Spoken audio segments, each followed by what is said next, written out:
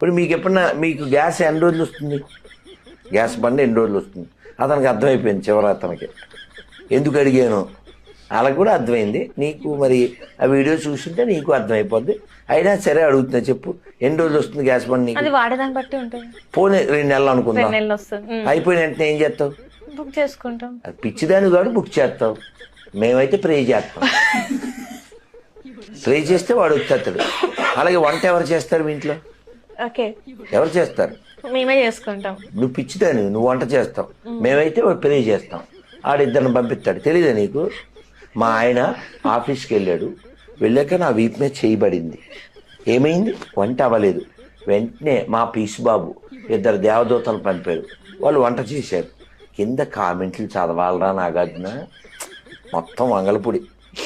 వాళ్ళ ఇంటి పేరు నువ్వు చెప్పమ్మా.